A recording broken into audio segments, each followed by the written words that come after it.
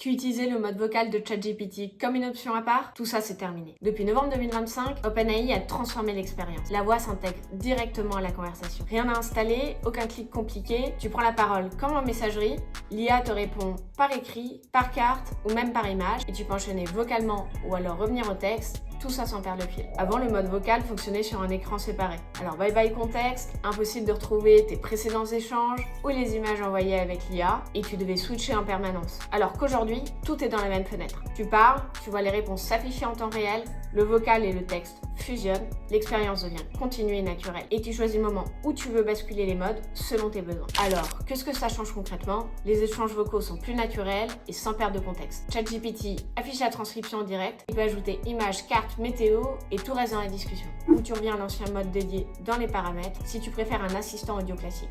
Alors, comment profiter au quotidien? Voici 3 cas d'usage qui changent vraiment tout. En mobilité, tu utilises ChatGPT comme un assistant vocal, mais tu gardes tout. Historique, images, cartes, liens, sans changer d'application. En réunion, tu dictes des notes, tu demandes un compte-rendu et tu peux tout corriger ou compléter à la voix sans jamais quitter la conversation. En apprentissage, tu poses des questions à l'oral, tu obtiens schéma, explication et tu peux même lui demander explique différemment ou alors montre-moi un autre exemple uniquement avec ta voix.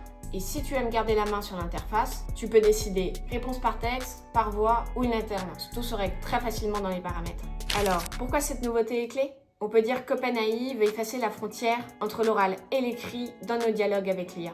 En effet, ça rend l'usage plus intuitif, au quotidien ou en déplacement. Aussi, l'accessibilité progresse, la conversation devient vraiment main libre. Les réponses multimodales telles que le texte, la voix et l'image deviennent la norme et s'intègrent parfaitement à l'expérience utilisateur. Quand on réfléchit un peu plus à cette nouveauté, on comprend que OpenAI veut faire de ChatGPT un compagnon conversationnel unique, multimodal et omniprésent en fusionnant voix, texte, image et navigation dans une même expérience fluide pour doper l'usage au quotidien et l'accessibilité, notamment au quotidien. En alignant cette intégration vocale avec Atlas et ses autres modèles multimodaux récents, OpenAI pousse une stratégie de super app, OS conversationnel, pour maximiser la rétention et renforcer sa position face à Google et Perplexity. Alors, mets ta version à jour, teste tout de suite cette expérience et dis-moi en commentaire ce que tu en penses. Si cette vidéo t'a plu, n'hésite pas à t'abonner et on se revoit très bientôt.